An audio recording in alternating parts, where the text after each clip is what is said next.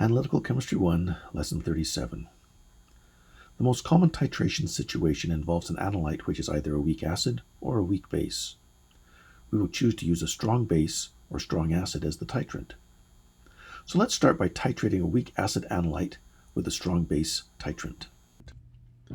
4-methyl-aniline chloride, 4MaH+, is the conjugate acid of 4-methylaniline. It has a pKa of 5.08. We will take the analyte solution to be 0.025 molar in 4MaH+, and we will titrate a 20 milliliter aliquot, and we'll use 0.0225 molar sodium hydroxide as the titrant. We can show that when weak acid reacts with a strong base, the reaction goes to completion, so the amount of added base will react stoichiometrically to the analyte amount. At the beginning, we just have the weak acid added to water. Now, this is just the calculation we developed earlier. The quadratic solution works well for acids with this kind of pKa value and this formal concentration. And this calculation tells us that the starting pH of the titration is 3.345. Now we start to add the titrant. In the region before the equivalence point, the strong base we add has converted a stoichiometric amount of the weak acid into its conjugate weak base. We have a mixture of the weak acid and weak base. This is just a buffer solution. This means we can use the Henderson-Hasselbalch equation to determine the pH. Recall that with a buffer, we concluded that what you mix is what you get, so that the ratio of the concentrations is the same as the ratio of the moles of each. Recall that the Henderson-Hasselbalch equation is exact, except for activity coefficients. It is just a rewriting of the acid dissociation equilibrium constant. However, when we substitute formal concentrations of the conjugate acid and base for the species concentration, now that is an approximation. But it works for many systems that interest us. But bear in mind the approximations when concentrations are small or acids are very strong.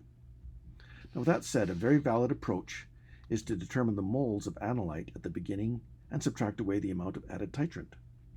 The Henderson-Hasselbalch equation uses the ratio of the concentrations of the two species. Since the conjugate acid and base are in the same solution, the ratio of their concentration is identical to the ratio of their amounts. And this can be cast nicely in terms of experimental properties of the titration experiment. At the start, we can find that, given these starting conditions, there are 500 micromoles of analyte acid present. We know the concentration of the titrant, the sodium hydroxide. It is, of course, constant throughout the titration. And at any point in the titration, we know the volume of added titrant up to that point, and we call that VAT. The moles of added titrant is this volume times the titrant concentration. Because the reaction we are considering is 1:1, the moles of added titrant must equal the moles of conjugate base formed at that point in the titration. Similarly, the moles of acid remaining must be the amount originally present minus the amount added by the titration. If the stoichiometry has a different relationship, we include the proper multiplicative factor here. Note, however, that the original moles of HA is equal to the moles of titrant added at the equivalence point. Now, this is what is meant by equivalence. The added titrant volume at this point will be called VEP, and we can now write this relationship. We can readily find the equivalence point volume of added titrant with a CV equals CV expression. So for this problem, the equivalence point will be reached when 22.22 milliliters of titrant has been added. Now, if you're puzzled, look back and realize that the initial acid concentration and the base titrant concentration are not the same. I mentioned this just because the numbers can look similar, 250 versus 225, just in case you were confused as to why this strange number 22.22 arose. Okay. Look now at the ratio in the logarithm of the Henderson-Hasselbalch equation. Substitute these expressions for the two molar quantities. Notice how the titrant concentration nicely cancels out, and we are left with a very simple expression. The ratio of concentration is equivalent to the ratio of added titrant volume to the titrant volume that has yet to be added in order to reach the equivalence point. With this in the Henderson-Hasselbalch equation, it becomes very easy to determine the solution pH at any point in the titration before the equivalence point. There is an important observation to be made at a very particular point in this titration. What happens when the added titrant volume is exactly 1/2 of the equivalence point titrant volume. If you put it into the equation, you find that the ratio is 1, the logarithm of 1 is 0, so that at this point, pH equals pKa. This is a very useful thing to note. If you were titrating an unknown acid, when you found the equivalence point, the pH at exactly 1/2 of the volume would equal the pKa of your unknown acid. This is a very interesting way to measure the pKa of an unknown acid. Now at the equivalence point. Here the added titrant has just completely converted the acid to the conjugate base. Now the problem is like at the beginning, but it is the same amount of base being added to the water. The difference is that the water volume has increased due to the added titrant. This affects the formal concentration of the conjugate base. But the calculation approach is the same, except you need to calculate the diluted formal concentration. You need to use Kb instead of Ka, and the equation calculates the hydroxide concentration rather than hydronium. Use pH equal to 14 minus pOH to find the pH, and so the equivalence point apparently will occur at pH equal to 8.578. Now beyond the equivalence point. Well, this is now exactly like the strong-strong titration. We're assuming the weak base will have negligible influence compared to the excess strong base being added. After a few drops, this will be the case. All that needs to be done is to account for the dilution of the base added in excess. We use the volume at the equivalence point and the initial volume of the aliquot. And we now use the concentration of titrant and not that of the weak acid or base. This gives us the hydroxide concentration, get pOH, and convert it to pH. So here's a graph of this titration. The transition from low to high pH is less abrupt than in the strong-strong case, but it is still very pronounced. And we can pretty readily eyeball the location of the inflection point. Draw a vertical line through it to the x-axis, and that correctly identifies the volume of added titrant to reach the equivalence point, 22.22 milliliters. And then given this value, we can readily find the half equivalence point. Draw a line up the axis, and then where it crosses the titration curve, go straight over to the y-axis.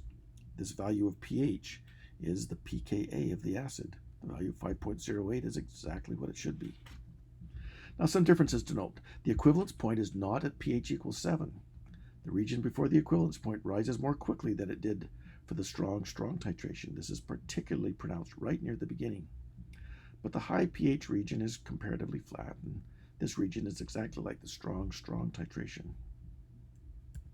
Here is the titration curve of the conjugate base for methylaniline. Same starting concentration, same titrant concentration, except that now the titrant would be HCl, a strong acid. The equivalence point is again at 22.22 milliliters. However, note that the transition from high to low pH is much more gradual. Identifying the point of inflection is actually more difficult this time.